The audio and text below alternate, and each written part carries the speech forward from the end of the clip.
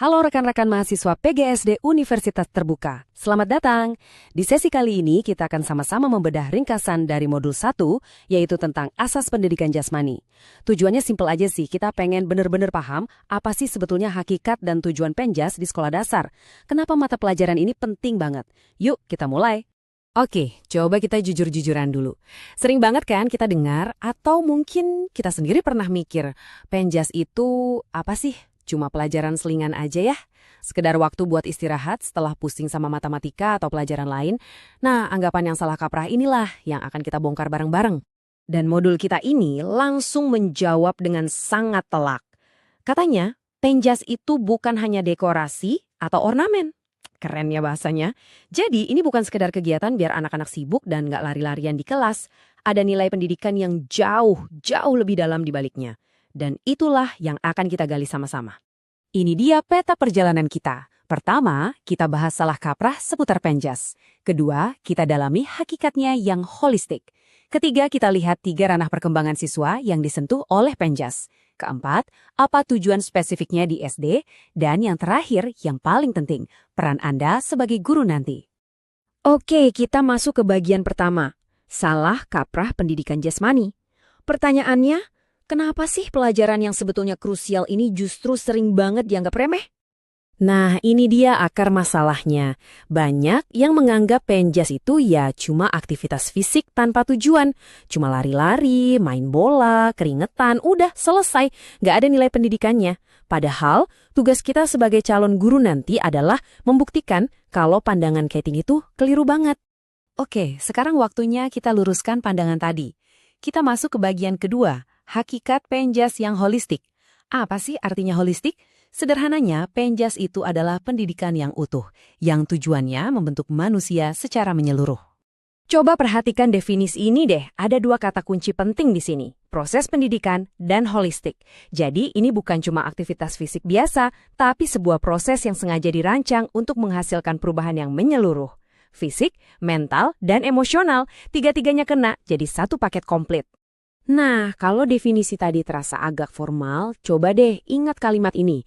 Ini cara gampang buat ngejelasinnya, Penjas itu punya 2 sisi. Belajar untuk bergerak, artinya ya anak-anak belajar biar gerakannya makin bagus dan terampil. Dan yang kedua, bergerak untuk belajar, artinya gerakan itu sendiri jadi media untuk belajar hal lain. Belajar kerja sama tim, strategi, bahkan sampai membangun rasa percaya diri. Dan ternyata Penjas itu bukan pelajaran yang dibuat asal-asalan loh. Ada fondasi filosofisnya yang kuat banget. Coba lihat tabel ini. Mulai dari idealisme yang fokusnya membentuk karakter, sampai konstruktivisme yang ngajarin anak buat memecahkan masalah lewat pengalaman gerak, ini bukti kuat kalau Penjas adalah sebuah disiplin ilmu yang dirancang dengan sangat matang. Jadi gimana caranya Penjas bisa mengembangkan anak secara utuh tadi? Nah, jawabannya adalah lewat 3 ranah ini. Pasti Anda udah sering denger ya, kognitif, afektif, dan psikomotor. Yuk kita bedah satu persatu. Diagram ini ngebantu kita banget buat ngerti konsepnya. Lihat kan, pembelajaran Penjas itu ada di tengah. Dan dia secara seimbang menyasar ketiga ranah ini secara bersamaan. Jadi ketiganya itu nggak jalan sendiri-sendiri, tapi saling terhubung dengan sangat erat dalam setiap aktivitas. Pertama, ranah kognitif. Ini bukan soal otot, tapi soal otak. Ini soal berpikir. Jadi siswa itu nggak cuma lari, tapi mereka belajar strategi permainan. Mereka menganalisis situasi. Coba bayangin, waktu seorang anak harus mutusin mau oper bola ke teman yang mana dalam hitungan detik. Itu adalah proses berpikir kritis yang luar biasa cepat. Kedua, ranah afektif. Nah, kalau yang ini urusannya sama perasaan, sikap, dan emosi.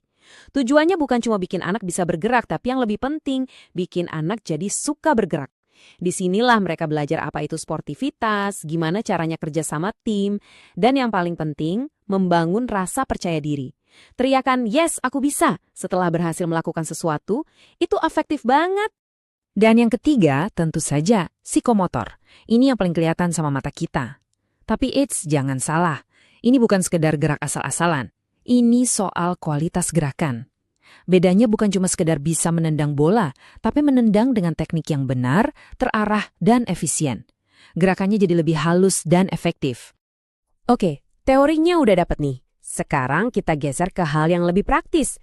Sebenarnya apa sih tujuan Penjas di tingkat sekolah dasar? Apa yang harusnya didapatkan oleh siswa dari pelajaran ini? Program Penjas yang baik itu ibaratnya ngasih paket kesempatan yang lengkap buat siswa. Seperti yang bisa kita lihat di sini, ini bukan cuma soal jago olahraga atau jadi bugar, tapi juga soal membangun rasa percaya diri, belajar nilai-nilai penting kayak sportivitas dan kejujuran, dan yang nggak kalah krusial, menemukan kesenangan dalam bergerak. Nah, sebagai calon guru SD, tabel ini wajib hukumnya untuk kita pahami. Ini contekan kita, panduan kita. Kita nggak bisa ngasih aktivitas yang sama buat anak kelas 1 sama anak kelas 5 kan? Anak usia SD awal, sekitar 7 tahun, fokusnya masih di gerak dasar. Sementara yang lebih besar, 8-12 tahun, mereka udah masuk tahap menghaluskan gerakan itu dalam permainan. Memahami ini adalah kunci supaya pembelajaran kita nanti efektif dan tepat sasaran. Dan sekarang kita sampai di bagian yang menurut saya paling penting, yaitu peran Anda. Semua teori hebat yang kita bahas tadi nggak akan ada artinya kalau nggak bisa kita terapkan di lapangan, di kelas. Jadi, pertanyaannya, gimana cara kita menjembatani antara teori dan praktek? Coba resapi kutipan ini. Kesenjangan antara teori dan praktek itu diibaratkan sebagai sebuah duri. Sesuatu yang nusuk, yang bikin sakit dan yang menghalangi kita buat maju. Ini adalah tantangan nyata, masalah besar yang harus kita hadapi di dunia pendidikan jasmani. Terus gimana cara kita mencabut duri itu? Jawabannya ada pada Anda semua. Ya, Anda. Sebagai guru, Anda adalah jembatannya. Solusinya bukan guru yang sekedar lempar bola dan bilang, ayo main. Tapi guru yang benar-benar paham hakikat Penjas dan bisa merancang sebuah pengalaman belajar yang bermakna, efektif, dan tentunya menyenangkan. Oke, sebagai penutup, saya mau meninggalkan Anda dengan sebuah pertanyaan untuk direnungkan. Setelah kita memahami semua ini, sebagai calon pendidik, coba pikirkan, langkah konkret apa yang akan Anda lakukan untuk menjembatani kesenjangan ini?